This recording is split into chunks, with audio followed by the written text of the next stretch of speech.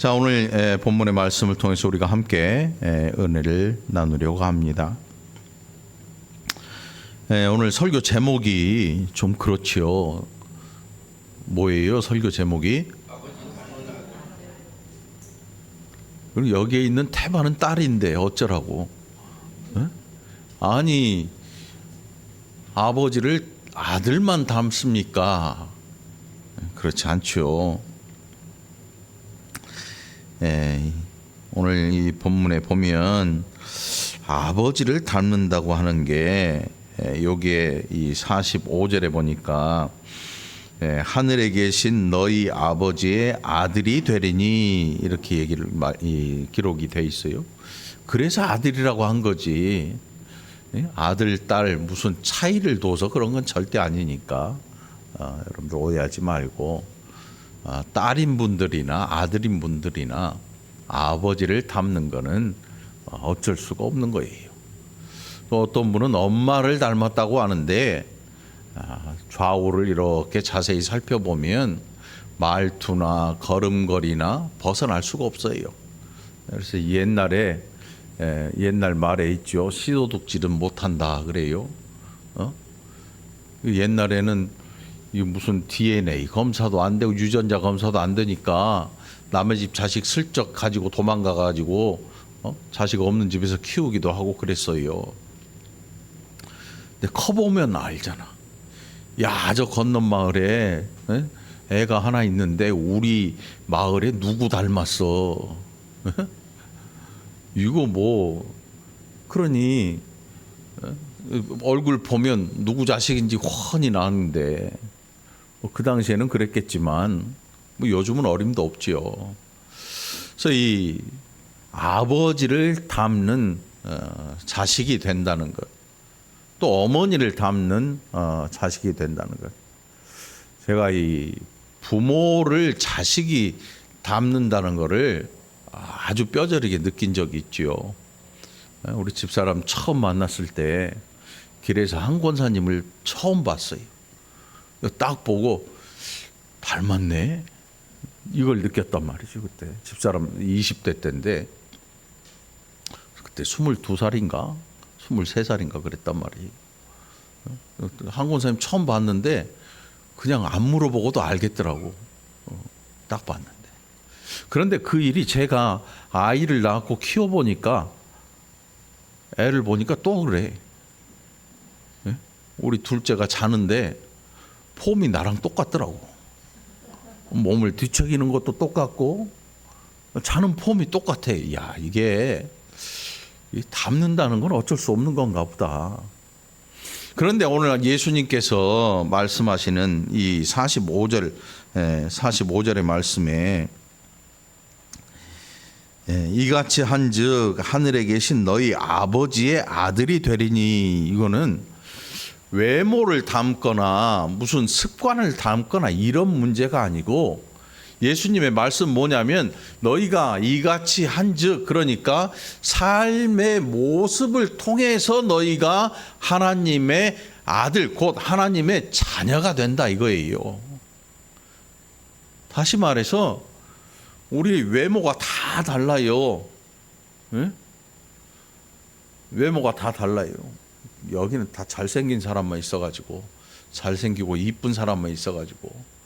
근데 다른 교회 가면요, 네모, 세모, 뭐 각진 사람, 뿔난 사람, 뭐 별 사람이 다 있어요. 우리 교회는 다 동글동글 이뻐 보여요. 네? 다 이쁘다니까. 이쁘다고. 다 이쁘다고. 각진 눈으로 쳐다보지 마. 다 이뻐 다. 그 사람마다 외모는 다 달라요. 또 성격도 다 달라요. 어떤 사람은 불 같은 성격이 있고요. 어떤 사람은 얼음장 같은 성격이 있고, 어떤 사람은 그냥 따뜻한 성격이 있고, 어떤 사람은 또 미지근한 성격도 있고요. 어떤 사람은 막 얼음과 불을 왔다 갔다 하는 사람도 있어요. 사람마다 다 달라요. 어떤 성격이 좋다, 나쁘다, 이렇게 말할 수 없는 이유가 사람마다 각기 다르거든요. 각기 다른데 어떤 사람은 따뜻한데 나쁜 짓을 엄청 해.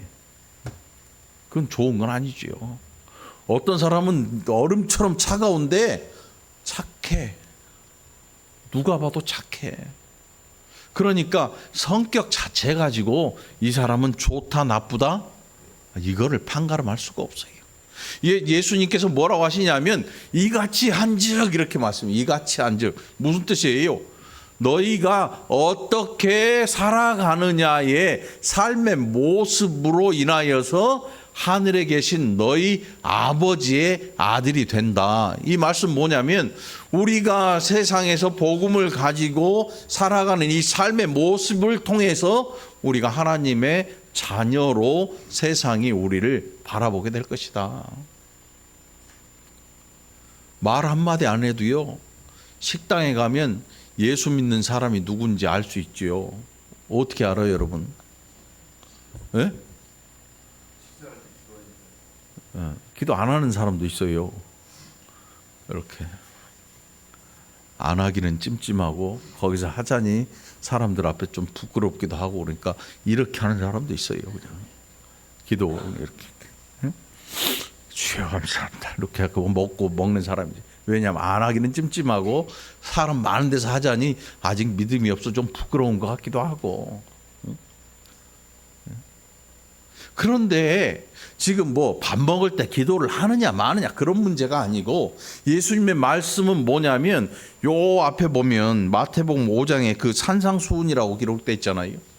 팔복 우리가 지난주에 살펴봤죠. 팔복에 관한 그것이 한 가지 한 가지의 일이 아니라 한 사람의 삶에서 동반되어지는 삶의 모습이에요. 뭐 8가지 뭐 팔복이라고 기록되어 있는데 뭐 8가지 중에 6가지만 하는 사람, 5가지만 하는 사람 그렇지 않고 이 모든 것들을 삶을 통해서 보여주는 사람 이렇게 이해할 수가 있죠. 그래서 오늘 이 특별히 우리가 지난주에 20절까지를 살펴봤는데 오늘 21절로부터 마지막 48절까지의 말씀을 잠깐 살펴보려고 하는데요. 자, 예수님께서 이같이 한적에 대해서 말씀하시는 게 뭐냐면 24절에 보니까 예물을 제단 앞에 두고 먼저 가서 형제와 화목하고 그 후에 와서 예물을 드리라. 왜 이 예물을 제단 앞에 두느냐? 거기 앞에 잠깐 보면 형제에게 노하는 자마다 심판을 받게 되고 형제를 대하여 나가라 하는 자는 공회에 잡혀가게 되고 미련한 놈이라 하는 자는 지옥불에 들어가게 되리라. 그러므로 예물을 제단에 갖다 드리기 전에 형제에게 원망 들을 만한 것이 생각났을 때. 예수님의 말씀은 우리가 이 살아가는 이 사회 안에서 공동체 또 사회 안에서 사람과 사람과의 관계를 중요시 여기셔요. 왜 이런 말씀을 하는가 하면 어떤 유대인들은 사람과 사람과의 관계를 중요시 여기지 않고 하나님하고 나하고의 관계만 강조를 해요. 그래서 유대인들 중에는 어떤 사람들이 있었냐면 고리대금을 해요. 고리. 뭐 이 갈고리가 아니고 높은 이자를 받아요. 사람의 등골을 갉아먹을 정도로 높은 이자를 받아가지고 자기의 재산을 만들고 요즘도 그런 사람들이 있더라고. 1년 이자가 2만 프로가 넘어요. 2만 프로가. 2만 6천 프로인가 그러더라고. 그러니까 10,000원 빌리면 얼마 갚아야 돼요? 계산도 안 나오네. 와, 이 말할 수 없지요. 유대인들이 그런 일을 하는 사람들이 있었어요. 자기 재산, 이 돈을 빌려주고 고리대금을 해가지고 사람의 이 겉옷까지도 다 벗겨 뺏어오는 그 정도로 악랄한 사람들이 있었단 말이죠. 그런데 이 사람들이 하는 일이 뭐냐면 종교적으로는 굉장해 보여요. 종교적으로. 사람에 대한 사랑은 1도 없는데 하나님은 엄청 사랑하는 것처럼 해요. 그런 사람들의 특징이 뭐냐 하면 사람은 뭔 상관이 있냐. 내가 하나님한테 잘하면 되지. 유대인 중에 이런 사람들이 있었거든요. 근데 예수님께서 그렇게 그게 좋다 이렇게 말씀하시지 않고 너희가 형제에게 원망 들을 만한 것이 생각나거든 제단 앞에 와 있으면 여기다가 재물을 놔두고 가서 화해하고 와라. 여러분 화해한다는 게 뭐예요? 가서 무조건 악수하고 그래 내가 잘못했네 뭐 이 정도 하고 오라는 게 아니고 진정한 화해라고 하는 건요. 내가 얼마나 이 상대방에게 죄를 지었는지 물질로 해를 끼쳤거나 여러 가지로 해를 끼친 게 있으면 돌려줘야 되는 거예요. 화해한다는 거는. 근데 우리의 화해의 개념은 다르잖아요. 우리의 화해 개념은 뭐냐면 실컷 욕하고 때려놓고 TV 보니까 잘못하는 뭐 사과 받고 싶다 그러면 미안해. 이 정도. 이렇게 하고 돌아서면 끝난다고 생각을 해요. 우리의 화해의 개념은 이건데 성경의 화해의 개념은 그게 아니에요. 성경은요.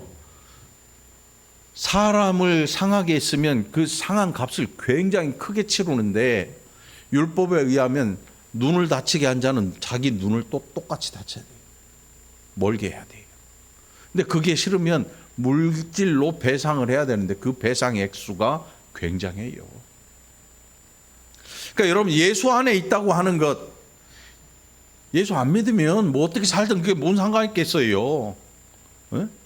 그런데 우리가 성경을 읽으면서 예수 안에 있는 이 일 때문에 우리가 얼마나 신경 써서 살아야 하는지 예수님의 말씀대로 누구한테 원망 들을 만한 것이 생각나면 하나님 앞에 제물을 드리기 전에 거기 놔두고 돌아가서 화해하고 와라.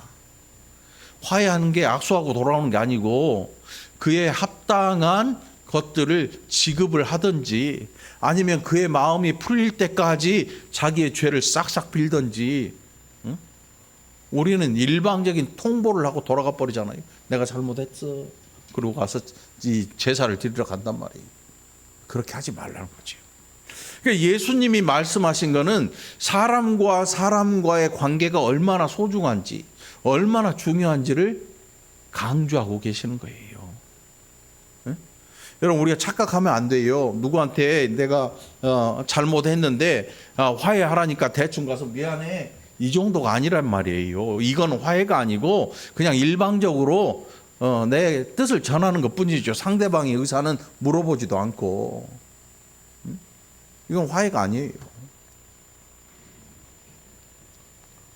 형제와 화목하고 화목하는 거는요 그냥 일방적인 통보가 아니고 이제 다시 마음이 다 누그러지고.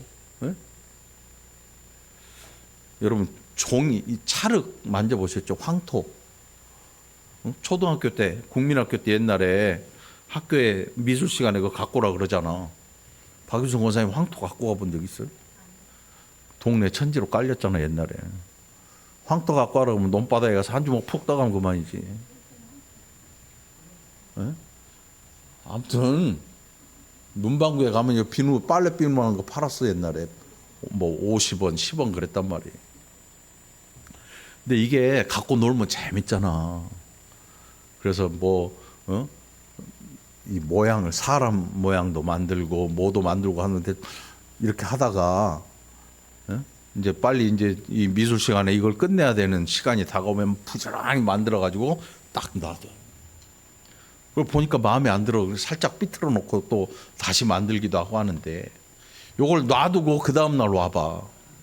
어떻게 돼요? 황토가 굳으면 돌덩어리처럼 단단해져. 그래서 수정이 안 돼. 네? 수정이 안 돼.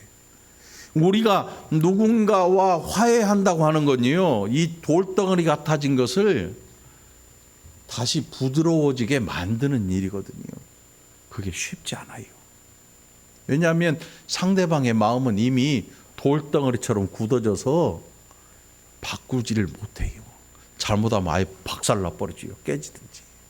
네? 이런 거예요. 그러니 우리가 화해한다고 하는 것은 이거는 보통 일이 아니에요. 굉장히 힘들고 어려운 일을 하는 거예요. 그런데 우리는 이 화해라는 개념이 우리의 민족성 때문에 그런지 뭐 때문에 그런지 잘 모르겠는데 굉장히 너무 쉬워요. 상대방의 인격이 얼마나 손상됐는지, 상대방의 마음이 얼마나 갈갈이 찢겼을지, 상대방의 또 삶이 얼마나 피폐하게 됐을지 이런 것에 대해 전혀 생각지 않고 그냥 손만 내밀고 악수하면 끝나는 걸로 생각을 해버린단 말이에요. 그런데 성경은 그렇게 말을 하지 않아요. 그런 의미에서 예수님께서 이같이 한즉 하늘에 계신 너희 아버지의 아들이 된다라고 말씀하는 거예요. 그러니까 우리가 예수 그리스도를 믿고 하나님의 자녀로 하나님을 닮아가는 사람으로 살아간다고 하는 게 쉬운 일이 결코 아닌 거예요, 여러분. 네? 우리나라에서 이 복음을 믿은, 복음을 받아서 예수 믿고 신앙생활 하는 사람들에게 너무나 쉽게 복을 얘기해 버리고, 물론 우리가 예수를 믿으면 구원을 얻지요. 예수님이 하시는 말씀은 구원받은 자가 이제 어떻게 살 것이냐예요. 구원받은 자가 어떻게 살 것이냐.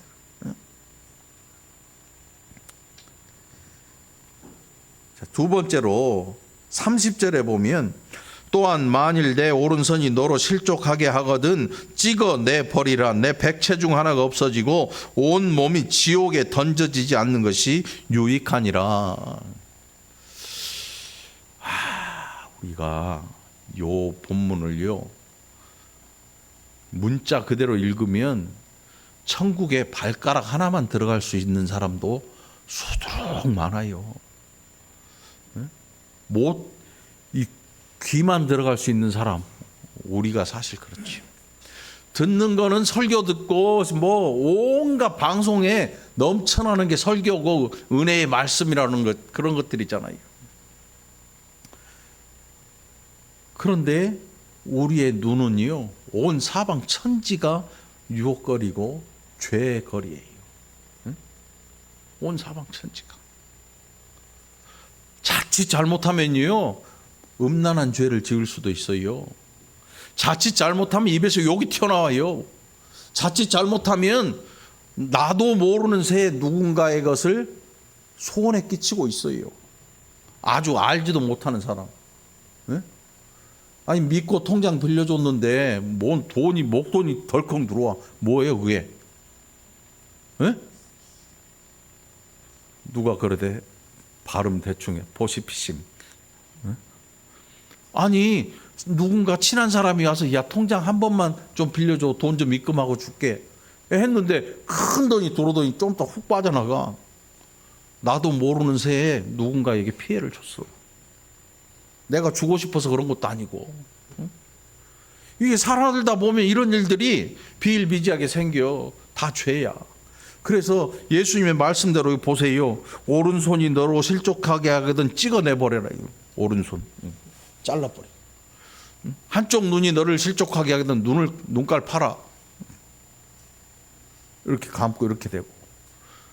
이렇게 하다 보니까 발 자르고 나중에 목 자르고 기껏 남아있는 게 아슬아슬 남아있는 게 그나마 아침에 TV 켜서 그 기독교 방송 기독교 TV 보고 하는 요 귀때기만 남아있네.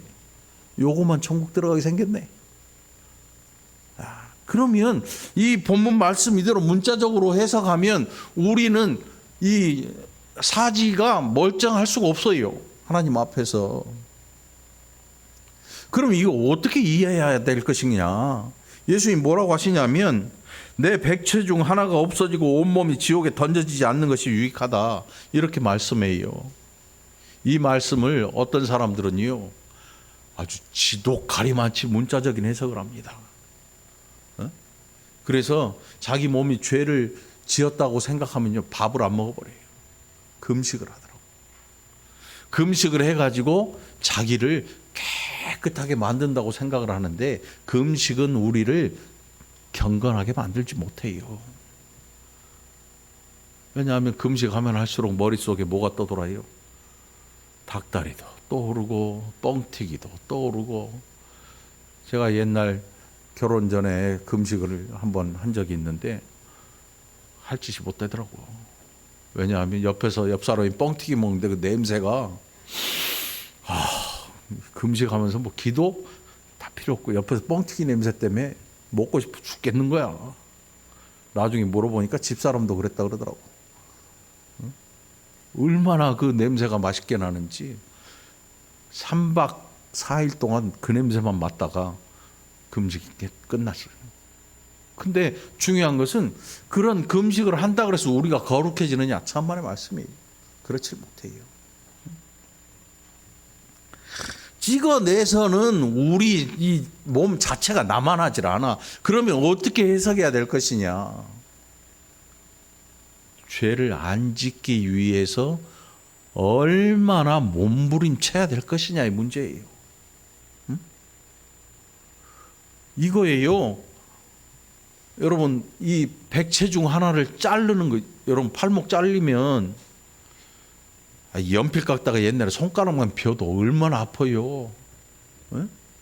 톱질하다가 톱날이 한 개만 손가락을 스치고 지나가도 팔짝팔짝 뛰고 아픈데, 응? 옛날에 이 기계가 없을 때 송곳으로 연습장 뚫잖아. 근데 손가락을 밑에 대고 받쳐가지고 뚫어버려. 손가락이 맞장이 뚫려요. 종합장을 통과해서 내 손가락을 뚫어. 얼마나 아파. 아프잖아요. 근데 잘라내야 되는 게, 예수님의 말씀은 너희가 죄에 대하여 얼마나 생각하고 있느냐, 죄가 얼마나 치명적이라고 너희가 생각하고 그것을 막고 이겨내기 위해서 과연 백체 중 하나를 잘라내는 아픔으로 그것을 밀어내고 거절하고 거부하고 있느냐. 삶의 모습에 대해 말씀하고 있는 거예요. 진짜 잘라버리는 게 아니지. 네? 진짜 잘라버릴 수가 없잖아요. 맹세하지 말라고 말씀해요. 34절에 맹세하지 말라. 우리는 철석같이 맹세하죠. 그날 반드시 무슨 일이 있어도 천지가 개벽을 해도 내가 그날에 반드시 꼭 이것을 해야겠다, 해주겠습니다, 이 맹세를 해요. 계약서도 쓰지요. 그런데 보니까 그나마 우리나라 안에서는 좀 낫지요. 해외에 있는 그 뭐 사업 계약 뭐 이런 약속들 못 지키는 사람 많더라고. 바람이 휙 불어 비행기 안 떠. 어떡할 건데? 못 가. 어기려고 어긴 게 아니고 비행기가 안 가는 걸 어떻게 해? 응? 이 무슨 뜻이냐면 맹세하지 말라, 약속하지 말라는 뜻이 아니에요. 약속하지 말라는 뜻이 아니고 네가 모든 것을 할 수 있는 하나님처럼 되려고 하지 말라는 거죠. 하나님처럼 하나님의 자리에 앉을 것처럼 얘기하지 말아라. 우리가 사실은 어떤 때 보면요, 마치 하나님처럼 생각하고 하나님처럼 계획을 세우고 그것을 다 이루어낼 것처럼 우리 자신을 딱 만들어 갑니다. 얼마나 대단하고 뿌듯해 보이는지. 자기의 계획을 쫙 펼치고. 그런데요, 어이없는 일이 발생합니다. 우리 인생에는 이 어이없는 일 때문에 할 수 없는 일들이 어마어마하게 많아요. 어이없는 일이 뭐냐면 바람이 엄청 불어요. 배도 못 가고 비행기도 못 가요. 우리가 땅에서 야 날씨 좋다 하는 날 연안부대 딱 인천 연안부대 가가지고 배 타고 어디를 가려는데 오늘은 배가 안 뜹니다 그래요. 아니 날씨 맑은데요? 배가 못 떠요. 왜요? 바다에 풍랑이 불어요. 여기서 보면 멀쩡한데 바다 날씨는 또 완전 다르잖아요.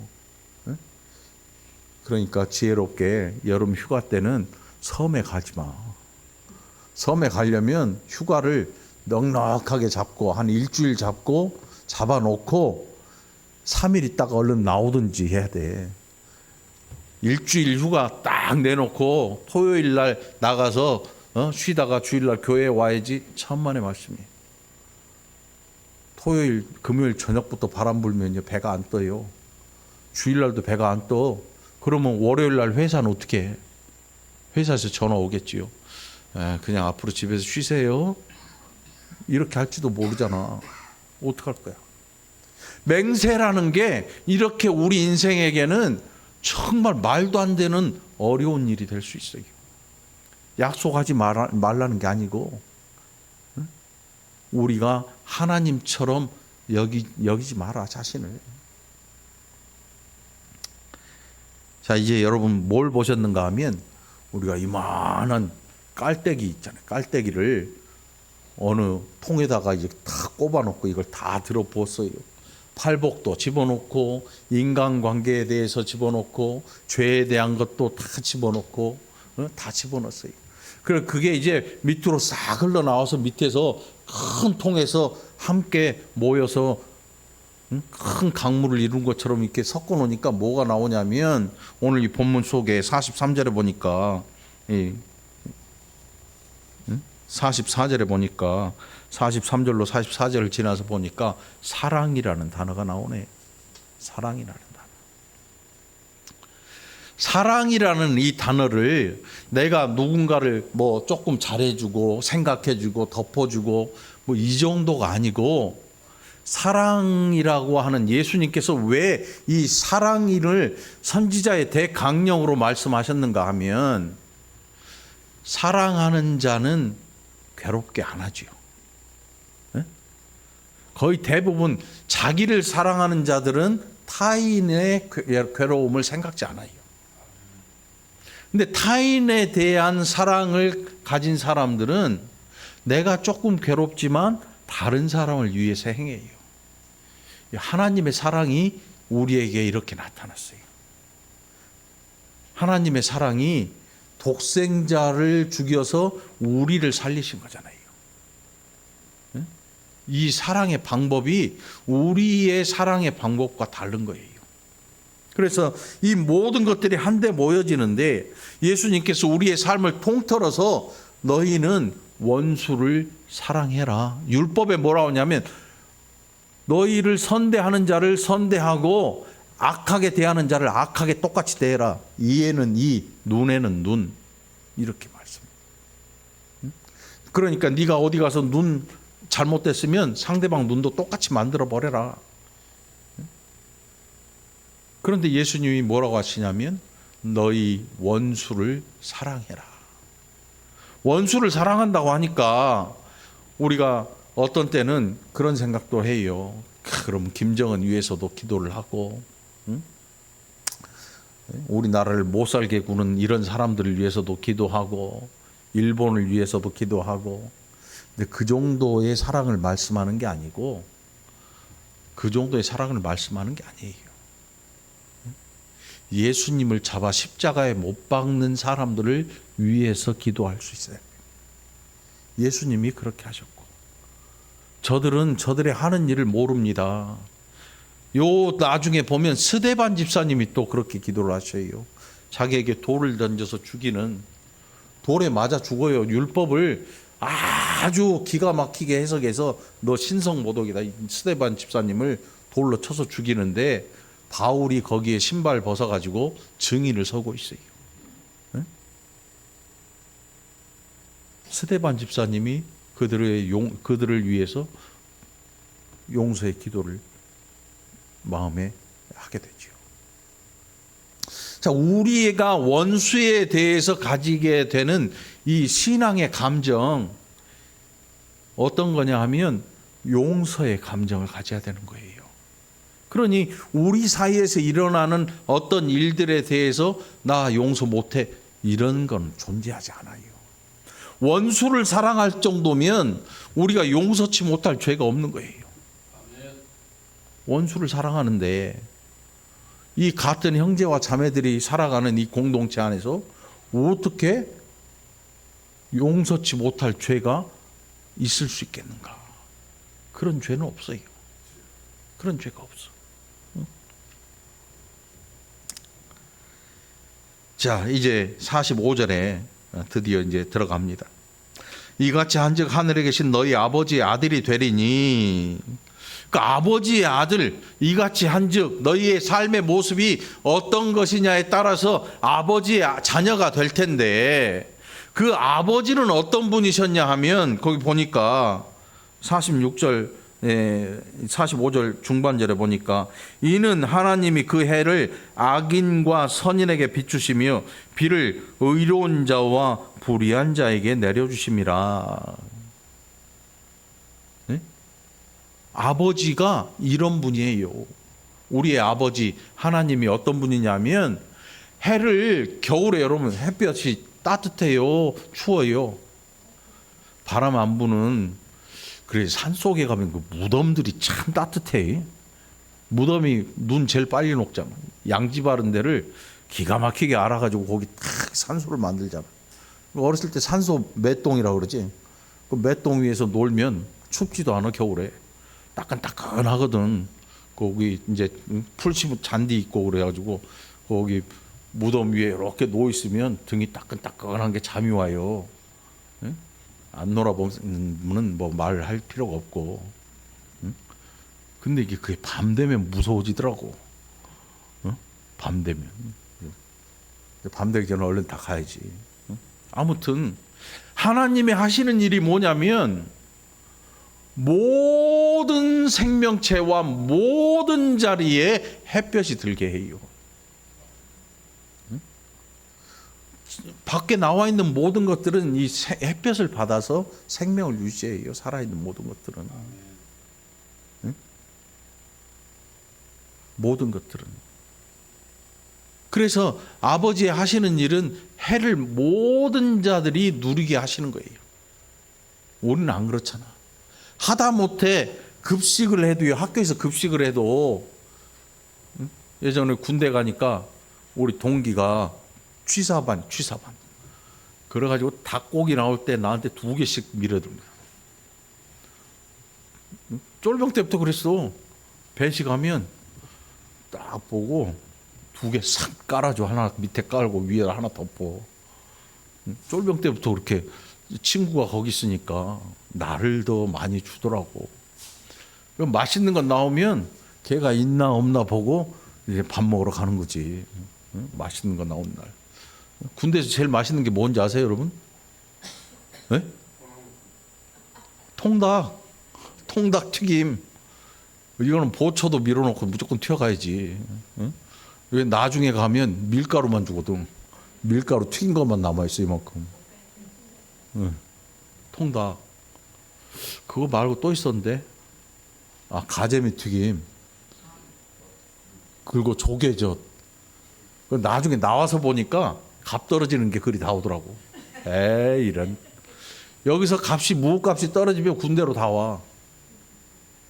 지금은 모르지. 지금 잘 먹잖아. 근데 제가 있을 때만 해도 밖에서 값 떨어진 거는 군대에서 다 먹어. 그러니까 먹여가지고 값을 조정을 하더라고. 다 먹어, 제게요. 그때만 해도 60만 군인들이 60만 명이었어요. 지금은 반토막 났지만. 뭔 얘기하더니 군대까지 가버렸는데. 자, 하나님께서 해를 악인과 선인에게 비춰주셔요. 우리는 편애를 해요. 편애하는 게 뭐예요? 지가 좋은 쪽만 좋아하는 거예요. 이삭이 그러다가 물 먹었잖아요. 이삭이 그렇게 편애를 했단 말이에요. 리브가도 편애를 하고. 그런데 하나님은 그렇게 하지 않으신다. 하나님은 비를 내리시는데 예수 믿는 성도의 밭에도 비를 흠뻑 내려주시고, 그 옆에 마귀를 섬기는 원수 같은 그런 존재의 밭에도 비를 흠뻑 내려주신다. 이게 하나님이 하시는 일이에요. 무슨 뜻이냐면, 하나님은 모든 사람들에게 하나님의 사랑을 골고루 나누어 주셔요. 우리가 생각할 때 아유 하나님 뭐 하시나 저 왼수 안 잡아가고 이런 생각하잖아요. 하나님 저거 왼수 같은 저거 한 방에 좀 날려주세요. 노래 중에도 그런 게 있더라고. 노래 중에 그 자연신을 얘기하는 거였지. 뭐. 잠자는 뭐 하늘님이여 뭐 그거는 이게 이 하나님한테 하는 얘기가 아니고 잡신한테 하는 얘기니까 들을 것도 없고. 우리 하나님께서 하시는 일은요, 하나님이 가지신 그 사랑을 모든 인생들에게, 모든 생명들에게 다 나눠주셔요. 그래서 예수님이 그 뒤에 뭐라고 하시냐면, 그러므로 하늘에 계신 너희 아버지의 온전하심과 같이, 이렇게 말씀해요. 온전하심과 같이. 우리가 온전하려면 어떻게 해야 되냐면, 나에게 잘해주는 사람이든 나에게 못해주는 사람이든 모든 인생을 대하여서 같은 사랑을 가지고 행하라는 거예요. 이렇게 한즉 너희도 온전하게 된다, 이 뜻이에요. 하늘에 계신 너희 아버지의 아들이 되리니, 이 말씀이 저 뒤에 보면 야 너한테 잘해주는 사람한테는 세리, 곧 그 당시에 가장 최악의 인생이죠. 최악의 인간. 나라 팔아먹고 동족 팔아먹은 세리라고 하는 그 직업을 가진 최악의 인간도 지한테 잘해주면 걔도 잘해준다. 세리 하는 짓을 너 똑같이 할 거냐. 너한테 좋은 사람이라 그래서 그 사람한테만 잘해주고 반대이면 악하게 똑같이 행하는 게 그거는 사람 할 짓이 아닌 거야. 그래서 그런 일들을 뭐라고 말씀하냐면 그 이방인도 그렇게 한다. 하나님 없이 사는 이방인들, 곧 유대인들이 이방인들을 어떻게 취급했냐면 사람 취급을 안 해요. 부정한 존재들. 유대인들의 선민 사상이 있잖아요. 하나님의 백성이라는 이 굉장한 자부심이 어떤 일을 만들었냐면 복음이 다른 민족에게 넘어가는 걸 싫어하게 만들었어요. 왜 우리가 가진 이 굉장한 것을 저 쓰레기 같은 인생들에게 왜 줘야 되느냐? 복음이 왜 그들에게 가야 되느냐? 이 생각을 가졌거든요. 그래서 예수가 싫은 거예요, 그 사람들은. 그런 의미에서 유대인들에게 이방인은요, 짐승보다 못한 존재야. 같이 앉아서 밥도 안 먹고 마주쳐서 길을 이렇게 지나갈 일 있으면 이렇게 돌아가 버릴 정도로 이방인들을 혐오하고 이방인들을 아주 사람 취급 안 하는 그런 이 종교적인 선민 의식이 오히려 인간관계를 다 망가뜨려 놔버려요.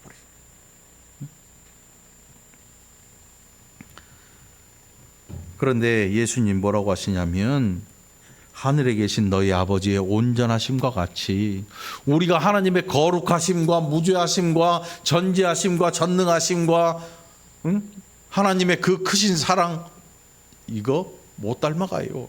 왜? 하나님은 창조주로서 우리의 아버지 되시지만 우리는 피조됐잖아요. 우리는 시간과 공간 안에서 벗어날 수 없지만 하나님은 그 시간과 공간 안에 들어와 계시지 않아요. 그런데 그 큰 사랑을 우리에게 나타내신 거거든요. 이렇게 온전하라는 뜻은 뭐냐면 우리도 하나님의 사랑 그것을 보고 그것을 닮아가라는 거지요.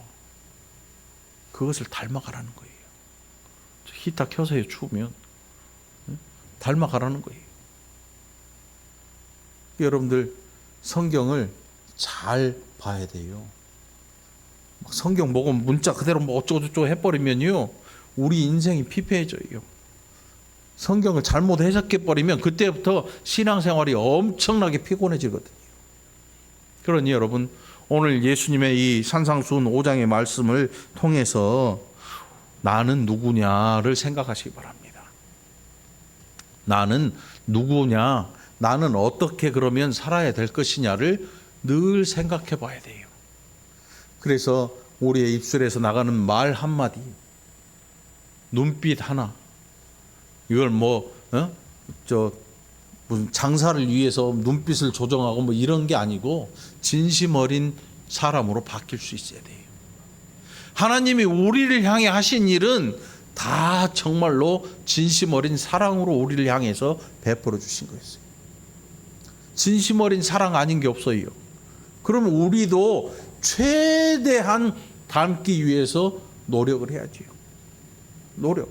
그래서 여러분 신앙생활은요, 굉장히 인간과의 관계를 위해서 그 많은 노력이 들어가야 되는 거예요. 너 필요 없어. 너만 있으면 돼. 이거는 복음의 일이 아니고 유대인들의, 유대교의 일이에요. 유대인들. 율법을 잘 알지 못하는 유대인들의 일인 거예요. 네 마음에 드는 것만 잘하고, 그러면 세리도 그렇게 하는데, 이방인도 그렇게 하는데, 예수 안에서 그러면 너는 뭐가 변화됐느냐를 물어보시는 거예요. 하나님의 백성으로, 하나님의 자녀로 너는 무엇이 변화되었고 무엇을 위해서 손해 본 적 있느냐 이거예요. 응? 여러분, 그래서 예수 안에 있으면요, 인간관계의 폭이 좁아지는 게 아니고 확장될 필요가 있어요. 우리에게 있어서 문제는 뭐냐면, 예수 안에 있다는 것만으로도, 교회에 다니는 것만으로도 예수 안 믿는 사람들을 멀리하는 거예요. 왜 멀리할까요? 어떤 분 보니까 마귀 새끼들이라고 그러더라고. 야, 기가 막혀가지고 정말, 네? 예수 안 믿는 남편을 마귀라고 그래. 마귀, 저 왼수 마귀. 네? 아니죠. 마귀면은 우리 눈에 안 보이겠지. 어디 가서 안 보이겠지. 우리가 인간관계를 폭 넓게 가져야 돼. 더 넓은 사랑을 가지고. 여러분, 이 체육대회 할 때 메가폰 있잖아. 메가폰. 영화 감독들이 마이크 테스트 할 때 이 메가폰 어떻게 생겼어요? 일자로 쭉 뻗었나요? 나팔통이 이렇게 확장되잖아요. 이게 하나님의 사랑이 우리한테 어떻게 왔냐면 확장돼 가지고 온 거야. 처음에 아브라함으로 인하여서 시작되어서 점점 확장돼 가지고 우리한테까지 온 거예요. 곧 하나님의 사랑은 확장성을 가지고 있어요. 그럼 우리는 어때요? 우리도 마찬가지예요, 여러분. 그런데 우리의 이 인간 관계가 예수를 믿으면서 뒤집어져. 거꾸로. 이쪽은 점점 뾰족해지고 우리 쪽으로는 점점 넓어져. 우리 안에서만 좋아하고, 우리 안에서만 용서하고, 우리 안에서만 아주 막 다 신나가지고 뭐 율동도 하고 뭐도 하고 다 하는데, 밖에 나가서 사람들에게는 굉장히 냉정한 사람들이 돼버리고 말아요. 응? 예수 안 믿는 사람들의 장례식에 한번 가보셨나요?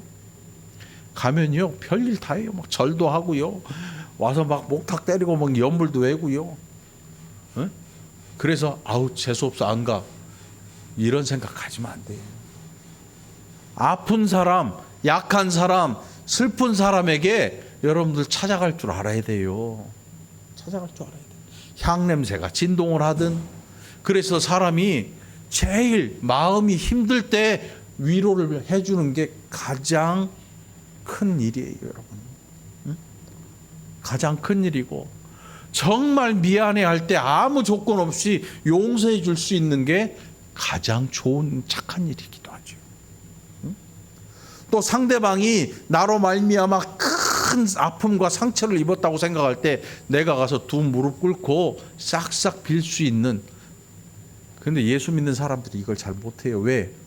내가 이 마귀 새끼한테 무릎도 꿇어야 돼? 응? 하나님한테 잘못했다 그러면 끝났지. 그게 안 돼, 여러분. 우리가 때로는 자존심도 버릴 때가 있어야 돼. 자존심 버려야지. 어떻게 내가 잘못했는데.